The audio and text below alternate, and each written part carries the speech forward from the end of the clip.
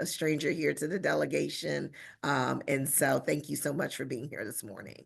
My pleasure. Thanks for inviting me. Just a couple of quick follow-up points on what Chris covered, because I think he hit the main topics. Just to wrap up on the stadium issue, one thing that I would suggest that, the team came in and did a presentation for me and maybe 2 weeks ago about what their visions for the land would be. A, with a stadium, B, without a stadium. I suggested that they talk to you all about it too. So I'd encourage you to request that meeting and see what you think of what they proposed. I told them I thought my hope would be that there'd be more entities in the proposal that would have economic development potential than what they brought. But, you all take a look for yourselves and draw your own conclusions. And one last thing on that point, it might make sense, and I think I want to counter to them to ask for them to bring in an entity of some kind, a firm with expertise in economic development in these kinds of scenarios, so they can draft a proposal or multiple proposals for things that could go there. And then, you all could have multiple points to select from in deciding which way you want to go. The governor would have multiple choices. The county executive would have multiple choices, not binding the team to any of those particularly or us, but, more than the options that I've seen so far, I think would be a good idea for all of us. Couple quick points. Schedule F. NTEU has filed a lawsuit. I agree with that. We're reaching out today. It doesn't cover all of the departments and agencies in the federal government explicitly anyway. So we're hoping that that'll be expanded. You all are, if you haven't already, you're going to get calls from, federal government employees asking what to do in these situations. We put together are putting together scripts for our people who are answering the phones to give them guidance. As Chris mentioned, there's no legislative option that's readily available because the Republicans control the House, the Senate, and the White House. So Democrats won't be able to move anything on our own. So it's going to be litigation. We're going to be relying on the courts. And I think encouraging people who call in, if they aren't members of a union, to join one. And if they are, to reach out to their unions and have discussions with them about what they're doing and how they could participate in that. I think it makes sense. The NTEU litigations only cover Schedule F types of issues. It does not cover DEI types of issues.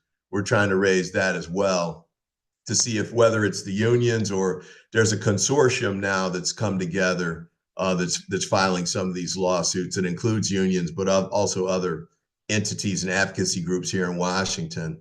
We'll see how that goes, but we want to push that out relatively quickly and get that moving.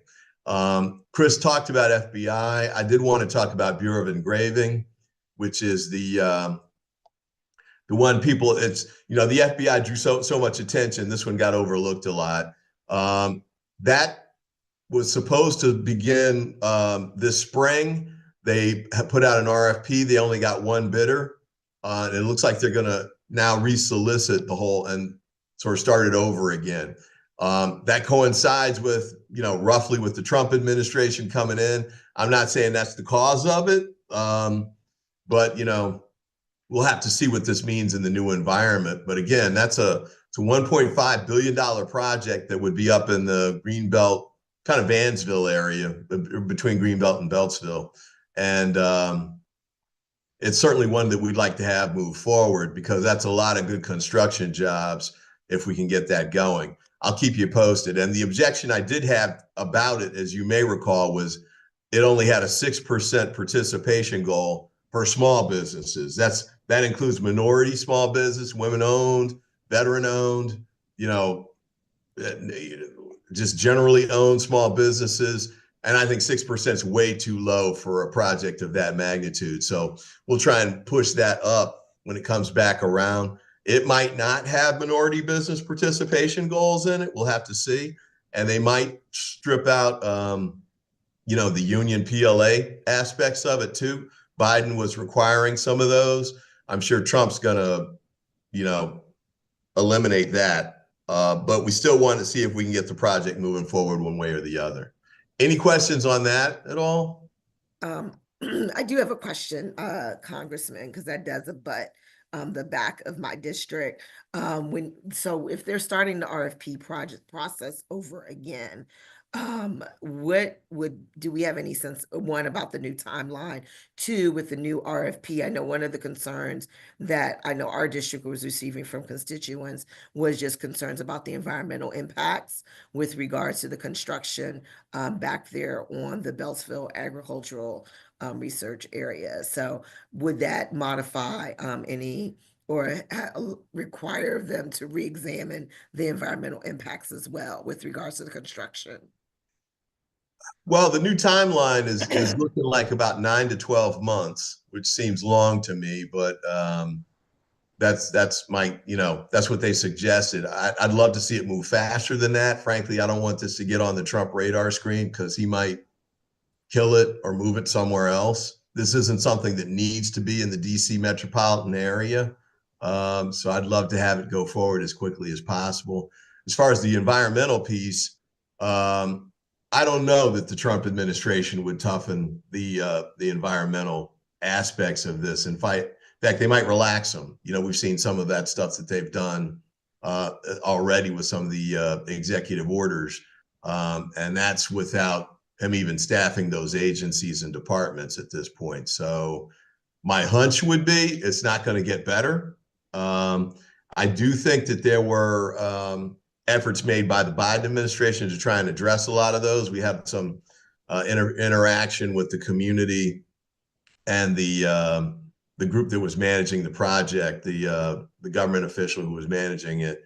And I think they took some of that into account, not as much as especially the Greenbelt community wanted. But I think they did address a fair amount of it to a point where I thought it was pretty reasonable where they left it off.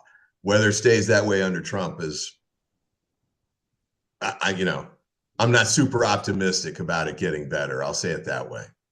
Understood. All right, thank you. I see two hands, Delegate Lehman and then Delegate Lewis. Thank you, Madam Chairman. I'm having a little trouble hearing you. Thank you, Congressman Ivey. You were so kind to come out to Beltsville back in December and talked about a lot of these issues with some members of our delegation, including the conversion of federal employees to Schedule F. Could you, for those of us who have had a hard time, myself, keeping up with all the news this week and all these executive orders, tell us just briefly how many federal employees are affected right now? And while those challenges are going through the courts, I take it that these changes are in effect. They can't be stopped unless they're stopped in the courts. Is that right? Yeah, I'll start with that point because that's the key one. Courts could issue injunctions, like you saw with respect to the constitutional one, the 14th Amendment, birthright citizenship. That one was that's pretty unusual for a judge to issue an injunction during the hearing. Usually they leave the bench and issue a written opinion, but that one was so obvious. I think it, as he expressed. For these other ones, I think it's going to be trickier. The courts may or may not issue injunctions. The NTEU suit asked for that. We need injunctions up front because the alternative is people could get forced out of their jobs during the year or two while the litigation goes forward. And, most regular folks can't afford that. They can't sit around waiting for the court to resolve the case. So they'll have to move on and get other jobs. And I think that's the strategy of the Trump administration in large part. They're freezing positions. They're doing some stuff I did not anticipate. Like they put all probationary employees on notice that they may be terminated. And that's across the board. That's across the country. There's not much the unions can do about that because probationary employees have very limited protections in place because they're on probation. So that's thousands of people across the country, and that's potentially devastating. They put new hires on hold. So you heard, I think yesterday from the veterans administrations across the country, there are doctors and nurses that had been committed to starting jobs with the Veterans Administration hospitals that have been put on hold. And, doctors and nurses don't have to stick around and wait till things get resolved. They've got plenty of other options. So there's going to be damage there too. So I think there's sort of a twofold goal. One is attrition.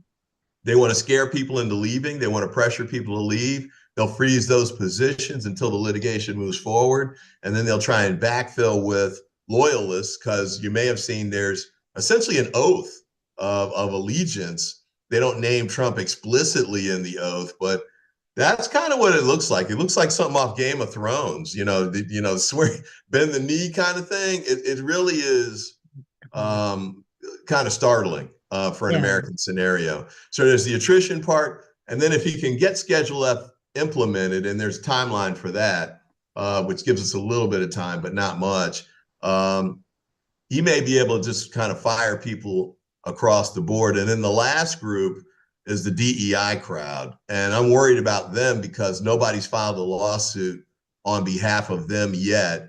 And they're not all Schedule F. I mean, some of them, for example, are SES employees, so they have very limited protections. And I got a call from someone last night about it, and she's on the civil rights group. And so, you got DEI. Every agency and department has a civil rights office of some kind or another. Those are being defunded. And so it's an all across the board assault on these kinds of federal employees. So my hope is the litigation can get up and running as fast as possible. Several suits have been filed already. The DOJ ones are important, but we need more of these directed directly at Schedule F and DEI employees, in my view. One more very quick question, Congressman, because I think this would be helpful to all of us. And Madam Chair, thank you for your indulgence. If we get those calls from federal employees, would it be more efficient and effective to refer them back to our federal partners, to you and our senators, or should we have basic information like you're giving your staff on what to tell federal workers if they call delegates? Yes and yes. I think we can give you aspects of what I just said, but it probably makes sense for you all to kick them to one of the federal offices immediately, since it really is our jurisdiction, and we probably have more staffing to handle the calls than you all do, especially while you're in session. Thank you so much. Sure. Thank you. Yes. Thank you so much, Congressman. Delegate Lewis. Thank you, Madam Chair. Congressman, going back to the stadium piece a little bit. So I had a question, and I don't know the history on this, but the CBC supporting the transfers come up a couple times, and I imagine folks have asked you about that. My question is more a strategy one. So let's say we are successful in being able to get some conditions added to the land transfer to DC. Do we have to be nervous about CBC not being with us or engaging in some way? Like that, just as the wealthiest predominantly Black jurisdiction, it seems odd that they wouldn't be with us. And I know you're being a champion with us on this. So I guess just from a strategy perspective, do we need to be nervous at all? Yeah, I don't think so. In fact, I'm a little unclear about what's being said there. I know there's CBC support for home rule for the District of Columbia.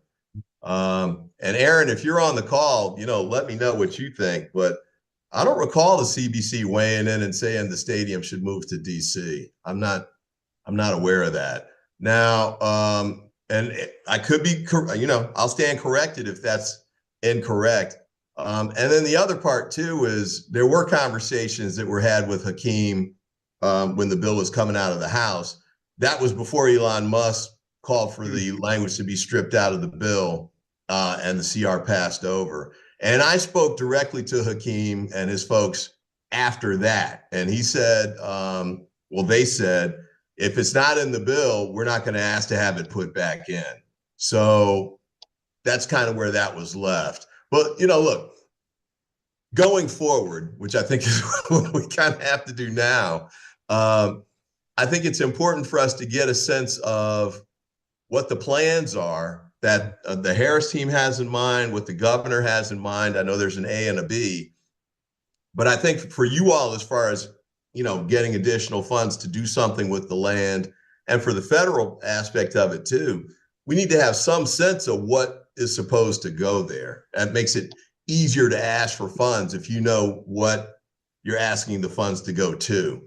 And I think we need a little bit more vision, frankly, from the Harris team as to what the possibilities are. And then you all need to take a look and see if it's something you agree with. I mean, Delegate Harrison, I think you also had the point that you've made consistently, that the people in the neighborhood need to know what's being proposed too, so they can have a voice in what happens there, because they didn't in the past.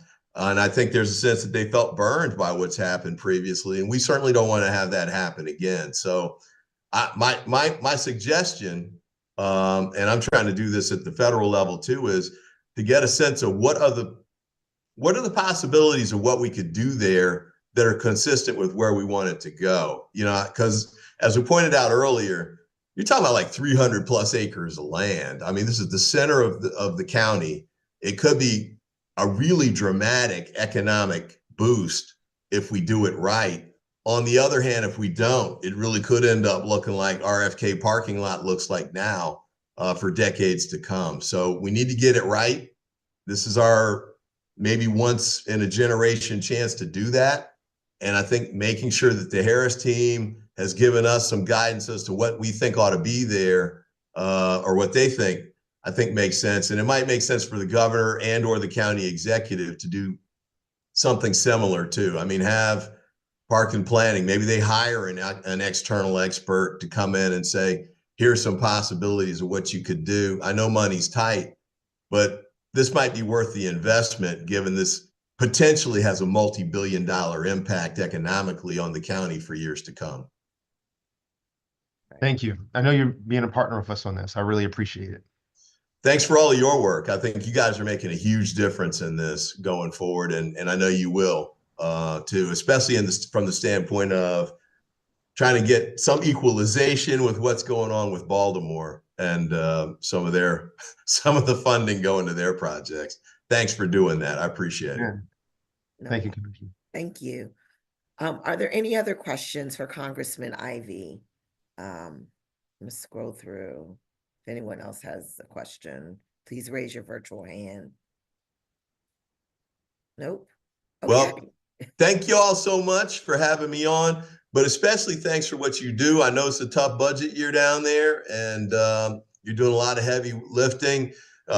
Delegate Pena-Melnick, I mean, we had a chance to chat a little bit at the Rosa Pep event. I know you've got a lot on your plate too, but you all, thanks for the work you're doing at this critical time. And let me know if there's anything I can do to help or work with you to get it done. Absolutely. Thank you so much. And thank you for your partnership and friendship. All right. And go Commanders. Yes, go Commanders. All right, everybody. Have a good one.